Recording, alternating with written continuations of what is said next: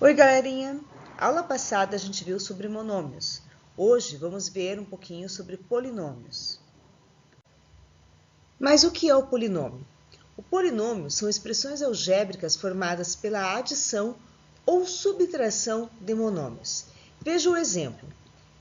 x² mais 2xy menos 10. Ele é formado por dois monômios e um termo independente. Termo independente é aquele número que não tem letras, ou melhor, não tem a parte literal do monômio. Vejamos, o monômio é formado por parte literal e coeficiente numérico, sem ter adição de vários monômios.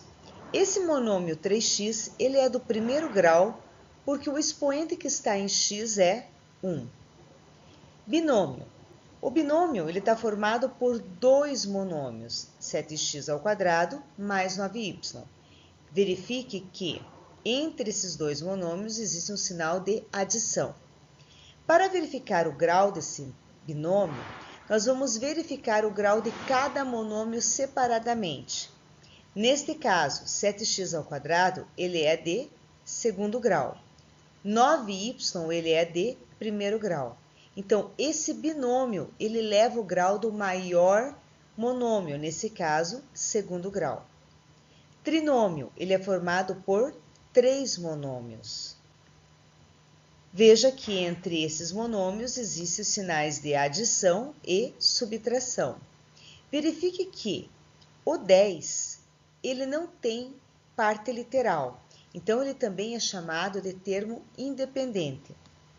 Para verificar o grau desse trinômio, verificamos o grau de cada um deles.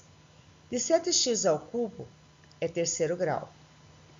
8x², segundo grau. E o 10, ele não tem grau.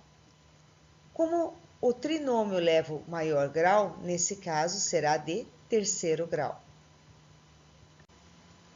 Adição de polinômios. Para realizar a adição de polinômios, devemos primeiramente tirar dos parênteses. Neste caso, como é positivo, ele não irá alterar os sinais dentro do parênteses. Para realizar a adição agora, vamos verificar sempre a parte literal. Só podemos adicionar quando a parte literal for congruente. Nesse caso, teremos 3x³ mais x². 2x² com mais 4x². X com menos 15x. E temos também os termos independentes, mais 1 com menos 1. Realizamos a adição, então, 3 mais 1, 4x². 2 mais 4, 6x². 1 menos 15, menos 14x. 1 menos 1, 0. Então, ficamos sem o termo independente. Se eu perguntar para vocês qual é o grau desse polinômio, lembre que devemos primeiramente verificar o grau de cada monômio separadamente. Neste caso, 4x² nós temos do terceiro grau. 6x², segundo grau. 14x, primeiro grau. Então, o grau desse polinômio sempre será o maior grau. Neste caso, ele será de terceiro grau. Qual é o perímetro da figura ao lado? Lembrem, perímetro é a soma de todos os lados. Então, vamos começar por aqui. X mais x mais x. Lembre que eu estou somando todos que têm parte literal igual. Teremos 3x. Y mais 2y, 4y. E z mais z, 2z. Então, o perímetro dessa figura será 3x mais 4y mais 2z. Qual é o grau desse polinômio que formou o perímetro? Veja que todos os monômios são do primeiro grau. Logo, esse polinômio é do primeiro grau.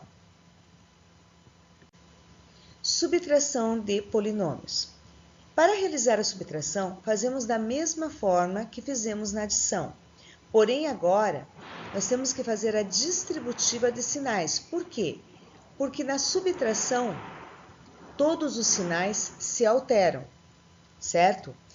Depois disso, vamos verificar os termos semelhantes, olhando sempre a parte literal. Então, nós temos aqui 3x ao cubo com menos x ao cubo, 2x ao quadrado com menos 4x ao quadrado, mais x com mais 15x, e os dois termos semelhantes, mais 1 com mais 1. Fazendo as adições, teremos 3 menos 1, 2x ao cubo, 2 menos 4, menos 2x ao quadrado, 1 mais 15, 16x, e 1 mais 1, 2. Veja esse exemplo.